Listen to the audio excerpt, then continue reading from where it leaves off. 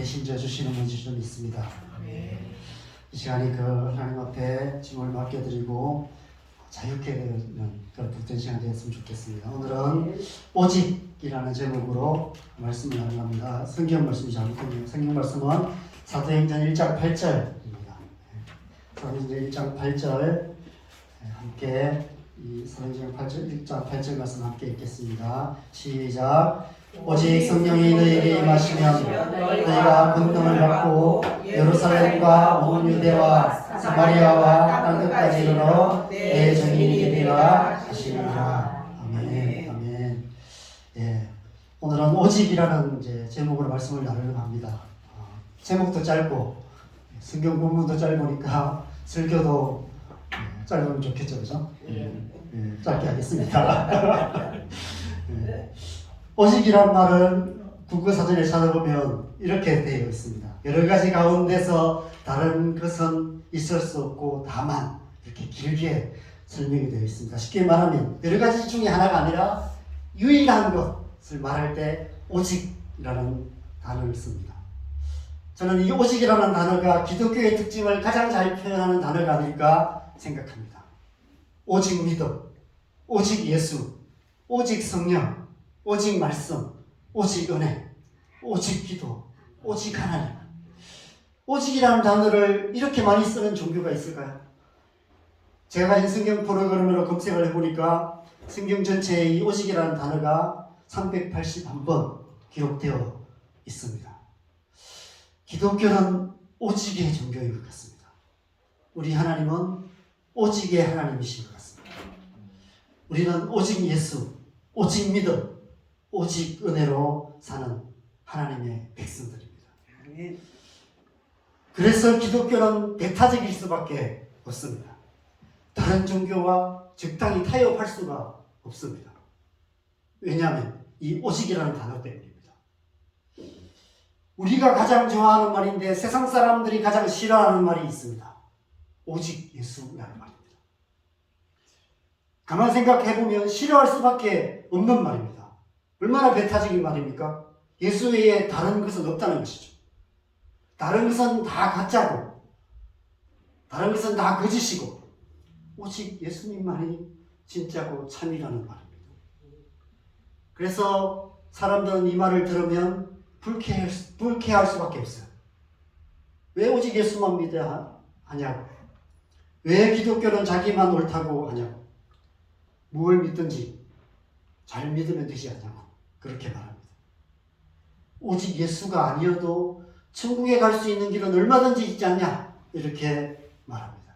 그래서 오직을 빼버리라 라고 이야기합니다. 이런 비유를 합니다. 등산을 비유합니다. 산 정상으로 올라갈 수 있는 길이 한 길만 있는 것은 아니지 않냐.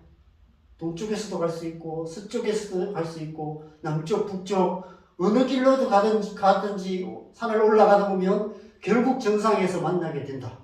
그래서 모든 종교는 다 정상에서 만날 수 있다. 뭘 믿든지 잘 믿기만 하면 된다. 이렇게 말합니다. 참 그럴듯한데 또 참 어리석은 비유입니다. 비유를 들으면 좀 설득력 있는 비유를 들어야 될 텐데 이런 허술한 비유를 들으면 역공만 나갑니다. 동네 뒷산을 그랬습니다. 동네 뒷산은 동쪽이든 서쪽이든 남쪽이든 북쪽이든 어느 길로든 올라갈 수 있습니다. 아무나 아무 때나 슬리퍼 끌고도 올라갈 수 있어요. 그런데 히말라야 산맥에 있는 8,000m가 넘는 산들은 어떨까요? 아무나 올라갈 수 있습니까? 아무 때나 갈 수 있나요? 아무 길로나 아무렇게나 올라갈 수 없습니다. 저 같은 사람은 반도 못 올라갈 거고 아마 올라가도 살아서 못 내려올 겁니다. 아마 여러분도 마찬가지일 겁니다. 하물며 천국에 가는 길이 아무 길로나 갈 수 있을까요? 아무나 다 갈 수 있을까요? 아무 종교나 믿어도 될까요?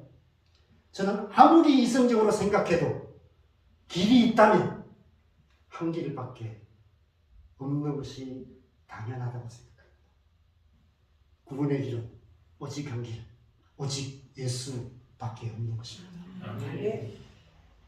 우리가 신앙생활이 힘든 이유는 어쩌면 이 오직이라는 단어 때문인지도 모릅니다. 이 단어만 빼버린다면 신앙생활을 훨씬 수월하게 할 수 있을 것입니다. 그러나 우리는 결코 그럴 수가 없습니다. 왜냐하면 예수님께서 이렇게 말씀하셨기 때문입니다. 내가 곧 길이요 진리요 생명이니 나로 말미암지 않고는 아버지께로 올 자가 없느니라. 오직 예수님만이 유일한 길이라고 말씀하셨기 때문입니다. 또 이런 말씀도 있습니다. 사도행전 4장 12절 같이 읽겠습니다. 시작. 다른 이로서는 구원을 받을 수 없나니 천하 사람 중에 구원을 받을 만한 다른 이름을 우리에게 주신 일이 없습니다 하였다. 오직 예수밖에 없다는 것입니다. 그래서 우리는 누가 뭐래도 이 오직을 고집할 수밖에 없습니다. 이 세상이 우리를 미워하는 것은 당연합니다. 예수님께서도 그럴 거라고 이미 말씀하셨습니다. 무엇이었는데? 네, 지나가셨군요. 빠졌나? 예. 가끔 이런 실수가 있네요. 분명히 찾아놨는데 없습니다. 예. 세상 사람들이 우리를 미워할 거라고 말씀하시죠. 로마서의 요한복음 15장 18절에서 19절에 보면 내 이름 때문에 너희가 미움을 받을 거다라고 말씀을 하셨습니다. 세상이 가지지 못한 오직을 우리가 갖고 있기 때문에 여러분 사람들은 그래요, 그죠? 내가 갖지 못한 것을 다른 사람들이 갖고 있으면 좋아할까요? 야, 저 사람 좋은 거 갖고 있네, 박수 쳐주고 잘 됐다 이럴까요? 그렇지 않습니다. 저 마음도 그렇고, 그죠? 여러분 마음도 그렇습니다. 세상이 갖지 못한 것들을 우리가 갖고 있기 때문에 세상 사람들이 좋아할 리가 없습니다. 시기하고 비난하고 기회를 엿보아서 빼앗으려 들 것입니다. 빼앗지 못한다면 파괴해서 없애려 드는 것입니다.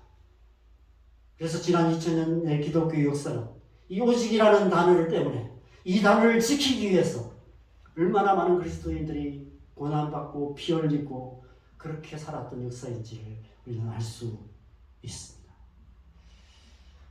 그래서 마태복음 14장 6절에 예수님께서 이렇게 말씀하십니다. 같이 읽어보겠습니다. 시작. 보라, 내가 너희를 보내니 양을 이리 가운데 보냄 같도다. 그러므로 너희는 뱀같이 죄없고 비둘기같이 순결하라. 이 세상을 살기 위해서는 오직이라는 단어를 지키며 살아가기 위해서는 뱀같은 지혜가 필요하다라고 말합니다. 여러분, 뱀같은 지혜가 어떤 지혜일까요? 뱀이 무슨 지혜가 있을까요? 아주 단순합니다. 뱀은 철저하게 자신을 숨기는 것이 지혜입니다. 여러분, 뱀이 그죠? 땅에 납작 엎드려 자신을 숨기지 않으면 둘 중 하나입니다. 독수리에게 잡아먹히거나 굶어 죽거나. 뱀은 철저하게 자신을 숨김으로써 살아남고요, 살아갑니다. 우리 그리스도인 가운데도 그런 지혜가 필요합니다. 왜냐하면 예수님께서 사도 바울이 로마서에서 이렇게 말하고 있습니다. 할 수 있거든 너희로서는 모든 사람과 더불어 화목하라 라고 말합니다. 모든 사람과 더불어 화목하면서도 오직이라는 단어를 지켜가기 위해서는 뱀같은 지혜가 필요합니다. 크게 티내지 않고 그럼에도 불구하고 세상 사람들과 잘 어울려 살아가고 그럼에도 불구하고 오직이라는 단어를 지켜가며 살아가는 지혜, 그것이 뱀같은 지혜입니다. 그렇지만 또한 비둘기같이 순결해야 한다고 말합니다. 세상 사람과 어울려 살아갈지라도 그들과 똑같이 살아가지는 않는 것을 말하는 것이죠. 할 수 있거든 모든 사람들과 더불어 화목하면서도 이 세상 사람들과 전혀 다른 차원의 삶을 살아가는 고도로 숙련된 기술이 필요합니다. 기술적인 삶을 살아가는 어떤 프로페셔널한 그리스도인이 되어야 하는 것이죠. 그래서 이 세상 한가운데 살면서도 오직이라는 단어를 지켜가는 삶, 그런 삶이 뱀같이 지혜롭고 비둘기같이 순결한 삶이라고 말씀하고 있습니다. 우리가 그렇게 살아가야 하는 것이죠. 그래서 쉽지 않아요. 그렇게 사는 것이 쉽지 않습니다. 아무렇게나 대충 살아갈 수가 없는 것이죠. 그래서 이렇게 주일마다 예배를 하고 말씀도 묵상하고 새벽기도 나오고 그렇게 하나님의 은혜를 구하고 있는 것입니다. 그렇게 살아가기 위해서. 구약에서 오직이라는 단어가 나오는 대표적인 구절은 이 말씀입니다. 신명기 6장 4절 5절 같이 읽겠습니다. 시작. 이스라엘아 들으라. 우리 하나님 여호와는 오직 유일한 여호와이시니 너는 마음을 다하고 뜻을 다하고 힘을 다하여 내 하나님 여호와를 사랑하라. 오직 여호와 하나님이 유일한 하나님이시다 라고 말할 때 이 오직이라는 단어를 씁니다. 하나님과 관계해서 이 단어들을 계속해서 구약에서 쓰고 있습니다. 신약에서도 마찬가지입니다. 신약에서의 대표적인 구절은 이 두 구절을 제가 찾았습니다. 같이 읽어보겠습니다. 마태복음 17장 8절 시작. 제자들이 눈을 들고 보매 오직 예수 외에는 아무도 보이지 아니하더라. 사도행전 1장 8절도 다시 읽겠습니다. 오직 성령이 너희에게 임하시면 너희가 그 능을 받고 예루살렘과 온 유대와 사마리아와 땅끝까지 이르러 내 증인이 되리라 하시니라. 오직 예수, 오직 성령. 오직 하나님, 오직 예수, 오직 성령. 기독교가 오직의 종교인 이유를 여러분 아시겠죠? 오직 유일하신 하나님, 오직 예수, 오직 성령. 삼위일체 하나님을 믿는 오직 믿음으로 살아가는 것. 그것이 신앙생활입니다. 이 단어가 우리에게 생명처럼 소중한 단어인 것이죠. 기독교 신앙은 바로 이 오직 믿음으로 사는 삶입니다. 오직이라는 단어가 가리키는 것에 집중하여서 살아가는 것입니다. 오직이라는 이 단어는 끊임없이 우리를 하나님께, 삼위일체 하나님께로 향하게 합니다. 다른 가능성을 탐구하려는 어떤 불경스러운 호기심들이 세상 사람들에게 많이 있습니다. 그러나 우리는 오직 하나님의 말씀이 가리키는 오직 그것에 집중하여서 우리의 모든 관심을 하나님께 맞추고 우리의 삶의 방향을 하나님께로 향하고 하나님이 계신 그곳, 하나님 나라를 향해서 살아가야 하는 것이죠. 우리의 삶의 방향을 고정하는 채널 고정이 필요한 것 같습니다. 우리의 마음과 생각을 오직 삼위일체 하나님께 고정하여서 오직 믿음으로 살아가는 것, 그것이 신앙생활입니다. 우리가 날마다 하나님 말씀을 읽고 듣고 묵상하며 주일마다 함께 모여서 예배하고 새벽 기도를 드리고 하는 이유가 바로 이 오직이라는 단어 때문이 아닐까 저는 생각합니다. 그런데 이 오직이라는 단어가 중요한 이유가 한 가지가 더 있습니다. 저는 이것이 가장 중요한 이유라고 생각합니다. 우리가 어떤 주제든 그 주제에 대한 하나님의 가장 본질적인 뜻을 가장 잘 이해하기 쉬운 방법 중에 하나는 그 단어나 그 주제가 성경에 가장 먼저 나오는 본문을 찾아보면 됩니다. 거기서부터 시작하면 그 뜻을 알기가 참 쉬워요. 그래서 본질적인 뜻을 거기서부터 알 수 있습니다. 여러분, 오직이라는 단어가 성경에 가장 먼저 기록된 것이 말씀이 어디 있을까요? 창세기 7장 23절입니다. 같이 읽겠습니다. 시작. 지면의 모든 생물을 썰어버리시니 그 사람과 가축과 기는 것과 공중의 새까지라. 이들은 땅에서 썰어버리시고 나였으되 오직 노아와 그와 함께 방주에 있던 자들만 남았더라. 바로 노아의 홍수 이야기 가운데 가장 먼저 이 오직이라는 단어가 기록되어 있습니다. 노아의 홍수 이야기는 성경의 많은 이야기 중에서 우리가 가장 많이 오해하는 이야기 중에 하나입니다. 우리는 이 이야기를 단지 하나님의 무서운 심판 이야기로 생각합니다. 이 말씀에서도 지면의 모든 생물을 썰어버리셨다 이렇게 말씀합니다. 사람과 가축과 기는 것과 공중의 새까지 다 썰어버리셨다 이렇게 말씀합니다.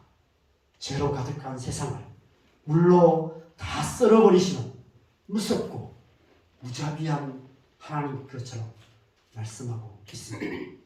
여러분 정말 그럴까요? 정말 하나님이 그런 분이실까요?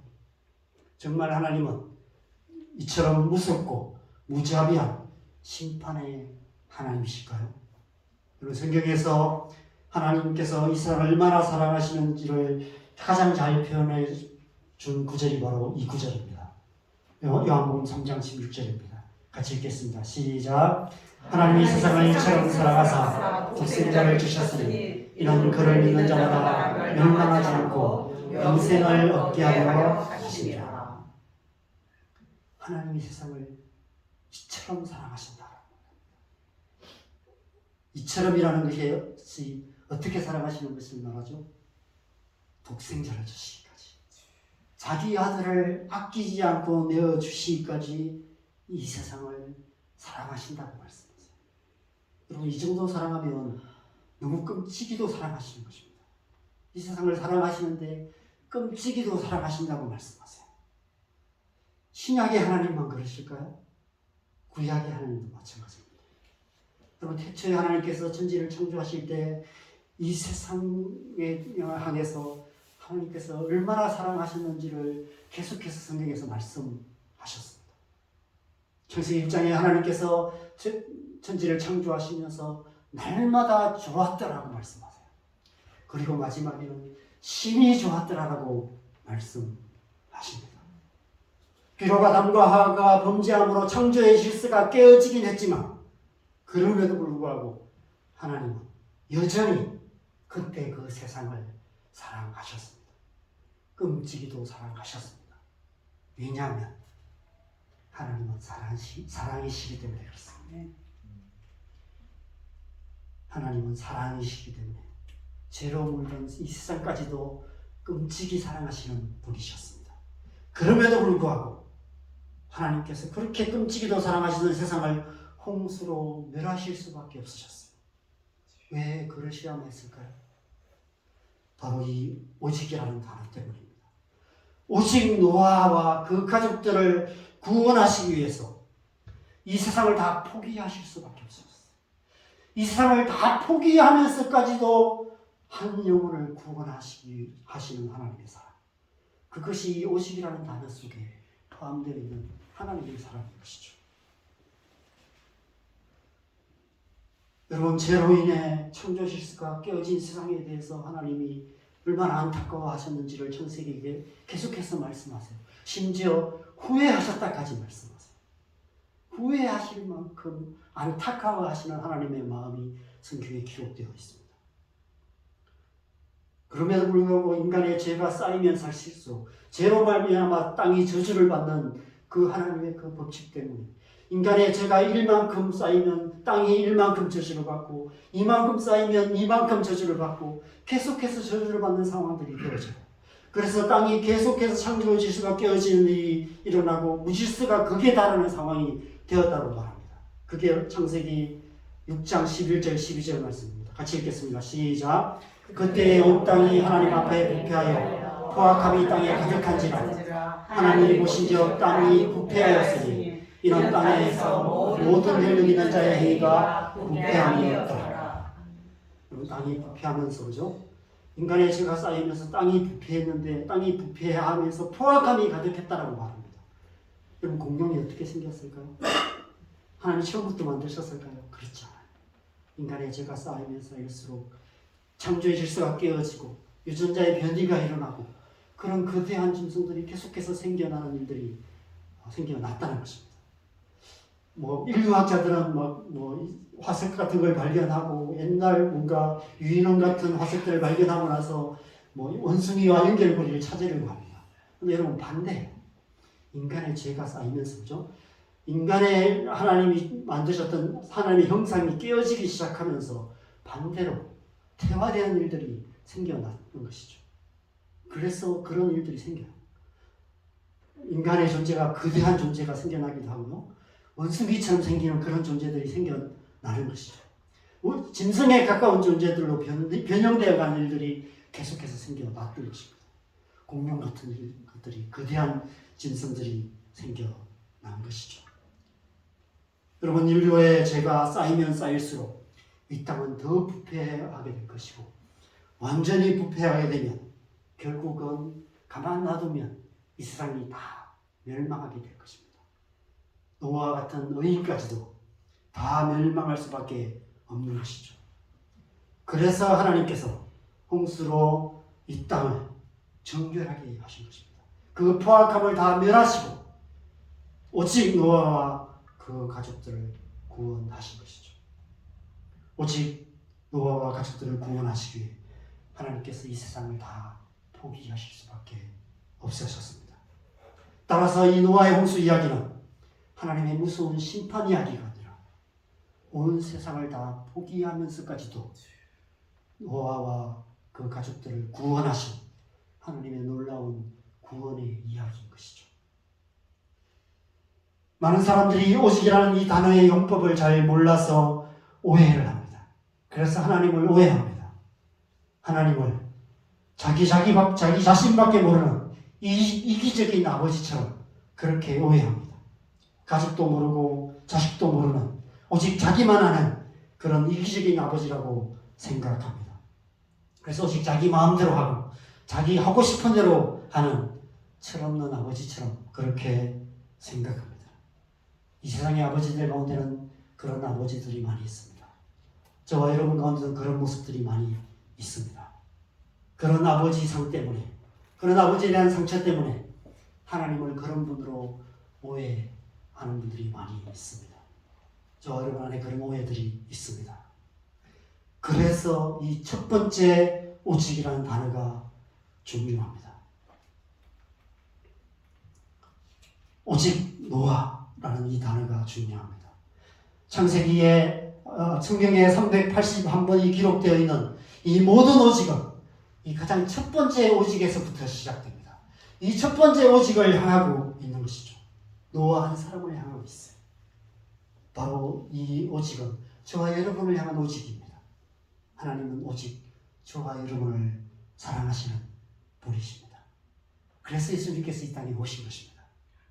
오직 한 분 하나님께서 오직 저와 여러분을 구원하시기 위해, 오직 한 사람 구원하시기 위해 오직 하나밖에 없는 나를 이 땅에 아끼지 않고 내어주신 것입니다. 오직 예수께서 오직 우리를 구원하시기 위해 이 땅에 오셔서 생명을 내어주셨습니다. 그래서 우리는 오직 예수, 오직 믿음으로 구원을 받게 되는 것입니다. 그리고 우리에게 성령을 주셨습니다. 오직 성령을 주십니다. 이 사도행전 1장 8절 말씀도 우리가 가장 많이 오해하는 말씀 중에 하나입니다. 자꾸 말씀의 순서를 바꿔요. 여러분 이 단의 특징이 뭔지 아세요? 이 단의 특징은 그냥 말씀을 순서를 바꿔요. 순서만 바꾸면 전혀 다른 말씀이 됩니다. 하나님의 은혜의 말씀이 율법적인 말씀이 돼요. 순서를 바꾸니까. 이 말씀도 자꾸 순서를 바꿔요. 예루살렘과 온 유다와 사마리아와 땅 끝까지 이르러 내 증인을 만들기 위해서 성령을 주신 것처럼 생각합니다. 여러분 왜 하나님께서 우리에게 성령을 주셨을까요? 우리에게 오직 성령을 주시고 오직 성령으로 충만함을 받으라고 말씀하신 이유가 무엇일까요? 하나님이 오직 나의 하나님 되시기 위해서입니다. 여러분 성부 하나님은 모든 만물의 하나님이세요. 천지 만물의 하나님, 성부 하나님이세요. 그 하나님께서 이 땅에 오셔서 그죠? 오신 예수 그리스도로 이 땅에 오셨습니다. 예수님은 모든 믿는 자들의 하나님이세요. 모든 그리스도인의 하나님, 예수님이세요. 그런데 성령님은 어떤 분이세요? 성령님은 저와 여러분 안에 계십니다. 저와 여러분 안에 계신 성령님은 나의 하나님이세요. 나만의 하나님. 나의 하나님이 되시기 위해서 내 안에 오신 하나님, 그분이 바로 성령 하나님이십니다. 그래서 오직 성령이라고 말하고 있는 것이죠. 오직 성령이 우리 안에 거하시는 그 하나님께서 나의 하나님이 되셔서 언제나 나와 함께 하시고 나를 인도하시고 나를 사랑하시고 나를 도우시고 나를 구원하시고 세상 끝날까지 나와 함께 하십니다. 뿐만 아니라 세상을 이길 힘을 주세요. 권능을 주십니다. 진리를 알게 하시고요. 그 진리를 행할 수 있는 능력을 주십니다. 오직 성령으로 충만함을 받을 때 우리는 그러한 삶을 살아갈 수 있습니다. 하나님의 백성다운 삶을 살아갈 수 있습니다. 그렇게 살게 하시기 위해서 우리에게 오직 성령을 주신 것입니다.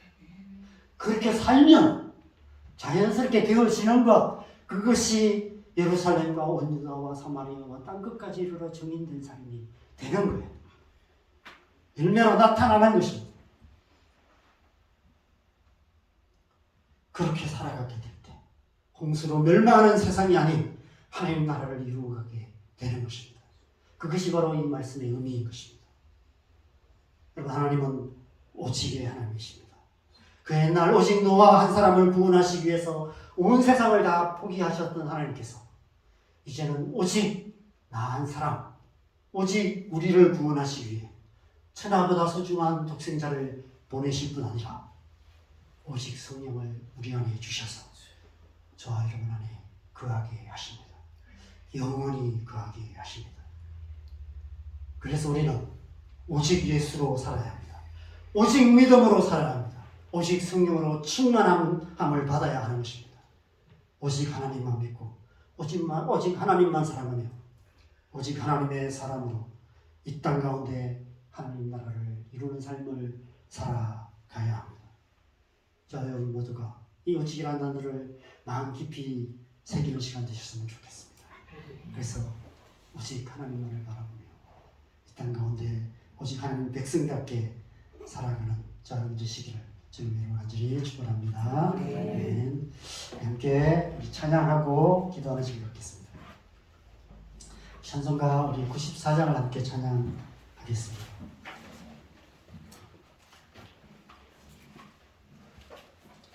찬송 94장 주의 예수보다 더 귀한 것은 함께 찬양하겠습니다.